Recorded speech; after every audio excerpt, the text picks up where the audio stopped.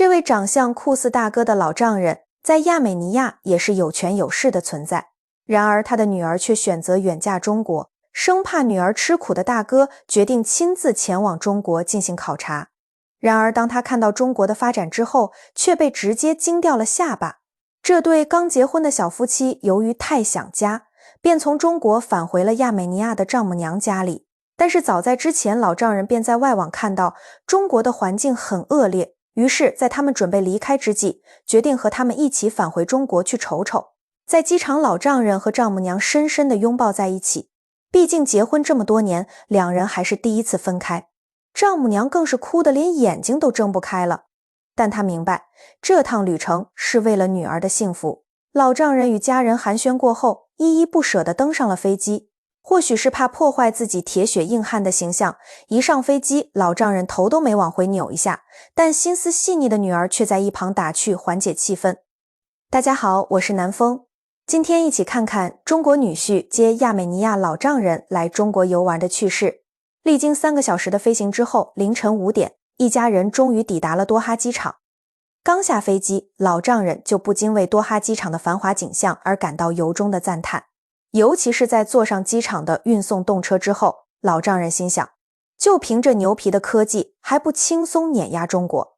就在此时，中国女婿对着镜头说道，让我们看看北京的大兴机场是什么样的，还有成都天府机场。在经历了1个多小时的等待之后，一家人终于登上了返回中国香港的航班。不得不说，国外的催眠方式真是别具一格。一杯伏特加下肚，几个人直接一觉睡到了中国香港。小两口此刻表示，时隔3个月再次踏上中国的土地，激动的心情简直无法用语言来形容。刚下飞机，女儿便带着老丈人体验了中国的快速火车，她从未坐过如此快的动车。老丈人紧紧握着扶手，顿时觉得这一点上，中国确实比国外更胜一筹。但在没有看到其他科技时，他仍然坚信中国很落后。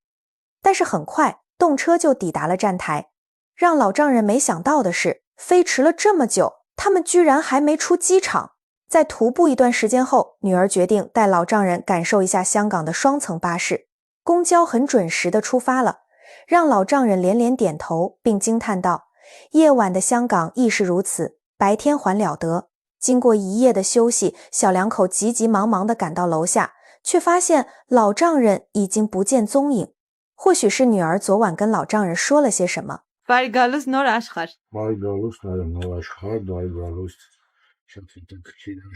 一大早他就自己悄悄溜走了。可是在这个人生地不熟的地方，再加上老丈人目前只会说我叫小可爱，两人担心老人已经被抓起来了。但好在一个十字路口，两人便看到老丈人孤零零的身影。原来老丈人想去给他们买些早餐，但是在楼下差点迷路。得知原因后，女婿赶忙带他前去品尝香港美食。老丈人看着中文菜单，简直丈二和尚摸不着头脑。最终在中国女婿的推荐下，美美地品尝到了广东特色干炒牛河。在花费146元之后，他们乘坐地铁来到了维多利亚港。就在此时，老丈人看到如此优美的风景时感叹道，中国真的很强大，完全不像外网所说一般。感谢自己的孩子能带他来看这些，不然他不知道什么时候才能看到如此美景。如果换作在20年前我真的很怕老丈人在进内地之后会有个落差感有种高开低走的感觉但是现在不用担心这个问题了，肯定不会是高开低走，我们都在齐头并进。后来我们全家人陪着老丈人，让他体验了人生头一回坐船。他决定回去就和朋友们分享，哪怕讲1天都讲不完。在徒步行走完这1天后，老丈人像是装上了发动机一般，把小夫妻甩在身后，使得两人简直哭笑不得。直至深夜，老丈人的能量终于耗尽，一家人终于回到了酒店休息。第2天清晨，小夫妻俩准备带老丈人前往中国深圳。在一路长途跋涉之后，3人出现在了入境厅门口。妻子和老丈人手中拿着盖了章的护照，心中万般激动。女儿拥抱着老丈人，在确定自己将父亲带到了中国以后，终于忍不住潸然泪下。谢谢国家。南风看到这一幕也很有感触，谁不想让自己的父母生活得更好一些呢？生在中国，我感到非常荣幸。一家人在辗转奔波之后，终于也踏上了中国大陆的土地。到达酒店安顿下来之后，几个人又兴致勃勃地开始探索深圳这个小渔村。中国女婿在了解到金桔在亚美尼亚要100大洋才1斤，果断带着老丈人直奔水果摊。在中国，1斤金桔的价格是15大洋，这让老丈人在这里实现了金桔自由。在深圳闲逛了一天之后，因为时间的关系，他们匆匆忙忙登上了前往重庆的飞机，并且想带着老丈人一起去看一看世界第9大奇迹。落地以后，机场外整齐地排列着一排排突突车，让他们震惊不已。之后，老丈人来到了他们所住的酒店，他们所在的位置是第39层楼。看着窗外的风景，让他不禁觉得自己还处在飞机上。转眼间，小夫妻直接带着老丈人来到了一处平平无奇的广场上，准备给他一次前所未有的视觉冲击。只见女儿带着老丈人走到了围栏旁边，当老丈人睁开眼睛，却发现下面竟然是有着足足100米的高空，不禁让他发出了灵魂疑问：这里是1楼的话，那这又是几楼？看着下面车水马龙的街道，老丈人简直不敢相信自己的眼睛，随即立刻拿出手机记录下这神奇的一刻。夜幕降临，中国女婿决定在重庆圆了老丈人的火锅梦。第一次来吃这种美食，不知所措4个字在老丈人脸上体现得淋漓尽致。如愿品尝到中国美食，让他喜笑颜开，貌似已经忘了外网对中国的抹黑，此刻只知道和中国女婿把酒言欢。给了，倒酒。结束重庆之旅后，一家人就要返回四川老家，并决定带老丈人体验一下中国高铁。在列车刚启动时，车速只有40公里每小时，这让老丈人觉得好像也没啥大不了的，毕竟在亚美尼亚，他们的动车也能跑到80公里每小时。随着列车时速不断攀升，直至极限，达到了每小时330公里的惊人速度，瞬间打破了老丈人刚才的念头。就在这个关键时刻，中国女婿从包里掏出一瓶水，稳稳地放在了桌面上。接着，他把水瓶倒立过来，只见水瓶几乎纹丝不动。老丈人简直不敢相信自己的眼睛，赶紧拿出手机拍下这中国式魔术。亲眼看到中国和外媒所介绍的完全不同。在体验到中国科技后，老丈人有感而发。中国政府是非常有战略的。历经1个多小时，他们抵达了四川。之后，乘坐出租车，他们返回了家中。此次是老丈人第一次见亲家，在楼下显得格外的拘谨，但也按耐不住这激动的心情。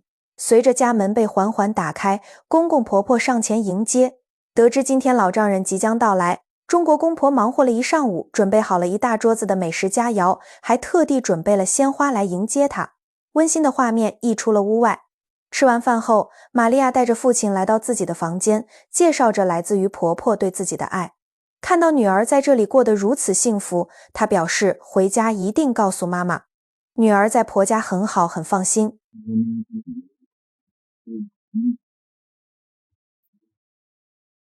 老丈人在婆家待了1天后，第2天就准备要启程回家。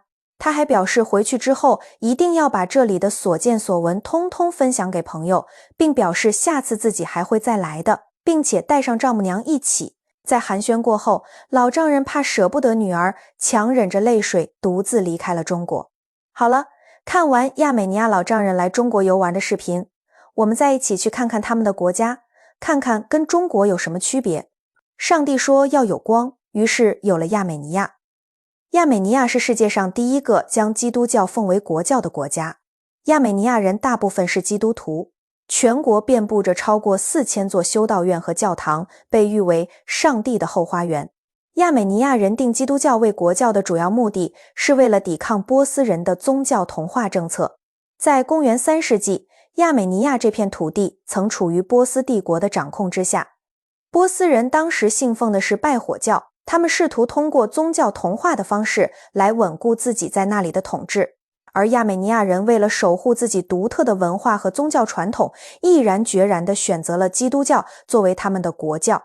到了今天，亚美尼亚全国大约有 94% 的居民都信奉基督教，但它的地缘政治环境却相当复杂，周围被土耳其、伊朗、阿塞拜疆和格鲁吉亚等伊斯兰国家所包围，并与邻国阿塞拜疆在纳卡地区存在领土争端，这使得亚美尼亚成为高加索地区动荡不安的火药库地带。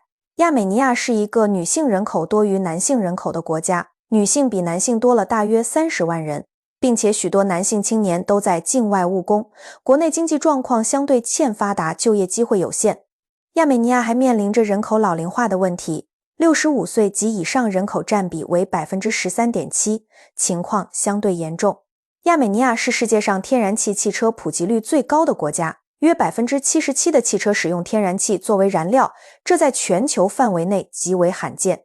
亚美尼亚在地理上属于亚洲，但在文化和心理层面上，亚美尼亚人更倾向于将自己归属于欧洲。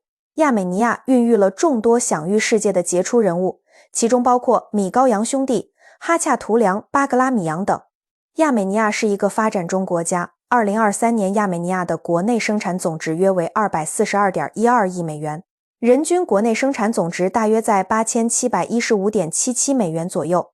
纳卡冲突带来的后果不仅仅是大量的人员伤亡和财产损失，更对亚美尼亚的经济造成了沉重的打击。除此之外，土耳其对亚美尼亚的封锁让亚美尼亚的经济困境雪上加霜。亚美尼亚国内的能源资源比较有限，石油和天然气主要都得靠进口才能满足国内的能源需求。在过去，俄罗斯长期是亚美尼亚最重要的能源来源国。亚美尼亚国内超过80%的天然气都依赖从俄罗斯进口。亚美尼亚木矿的产量在全球排名第7，其铜木矿资源约占世界总储量的 5.1%， 以探明的木储量占到世界总储量的 7.6%。卡扎兰铜木矿是亚美尼亚规模最大的铜木矿床，储量极为丰富，高达 17.5 亿吨，占该国总储量的 90.1%， 位列世界10大铜木矿床之一。亚美尼亚实行免费医疗制度，为民众提供基本的医疗保障。亚美尼亚实行从小学到高中的12年义务教育，6至18岁的学生都可以在公立学校接受免费的基础教育。亚美尼亚对国际象棋的重视程度非常高，甚至将国际象棋纳入了中小学生的必修课程，这为其成为全球国际象棋强国之一奠定了坚实的基础。亚美尼亚棋手莱冯·阿罗尼扬曾长期位居世界排名前3。提到亚美尼亚，你会想到什么？是其古老的文化与悠久的历史，还是它那令人心旷神怡的自然风光？亚美尼亚是一个历史厚重、文化底蕴深厚的国家，拥有众多引人入胜的旅游景点。加尼神庙是亚美尼亚境内唯一的希腊化风格神庙建筑，也是世界上最靠东的完整希腊化神庙。神庙内部装饰精美，展现了古希腊建筑的精髓。埃奇米阿金教堂是世界上最早的基督教教堂之一，被誉为亚美尼亚教堂之母。教堂内部装饰精美，拥有古老的壁画和镶嵌画，展现了亚美尼亚独特的艺术风格。教堂内还收藏有传说中的诺亚方舟残片，据说是在亚拉腊山上被发现的。格加尔德修道院又称圣毛修道院，因传说中收藏了刺伤耶稣的圣毛而得名。修道院大部分建筑建在岩石中，形成了独特的岩洞教堂。塞万湖是亚美尼亚最大的湖泊，面积达1360平方公里，也是高加索地区最大的高山湖泊之一，被誉为高加索的明镜。湖水清澈碧蓝，四周群山环抱，景色壮丽。阿拉加茨山是亚美尼亚最高的山峰，海拔4090米，是登山和徒步旅行的热门地点。山势险峻，景色壮丽，山顶常年积雪，是滑雪和观赏日出日落的绝佳地点。无论是探索古老的教堂和修道院，还是欣赏壮丽的湖泊和山峰，亚美尼亚都能为游客提供难忘的旅行体验。中国公民持有效的普通护照可免签入境亚美尼亚。亚美尼亚国旗又称亚美尼亚3色旗，自上而下由红、蓝、橙3个平行且相等的横长方形组成。亚美尼亚国徽为盾徽，由鹰和狮子护持。亚美尼亚共和国简称亚美尼亚，是一个位于欧洲与亚洲交界处的内陆国家。它位于高加索地区，西边紧挨着土耳其，南边与伊朗接壤，东边靠着阿塞拜疆，北边挨着格鲁吉亚。整个国家的面积大概是 2.97 万平方公里，比咱们中国的海南省还要小那么一点儿。全国一共分成10个州和1个州级市。到2024年1月为止，总人口大约有299万人。其中亚美尼亚族大约占了总人口的 98.1%， 其他民族还包括俄罗斯族、乌克兰族等等。官方语言是亚美尼亚语，当地居民大多也通晓俄语。首都埃里温不光是亚美尼亚共和国的首都，也是全国的经济和文化中心，更是一座历史非常悠久的文化古都。埃里温地处外高加索区域，依偎在拉兹丹河岸边，往南距离土耳其边境只有20多公里，总面积大约265平方千米，人口数量约为 110.4 万，占了全国总人口的1/3还多。埃里温城里头留有不少带着各个时代烙印的丰富多彩的建筑遗产，这里面最抓人眼球的要数那种20世纪苏联先锋派的建筑风格，融合了亚美尼亚民族的传统特色。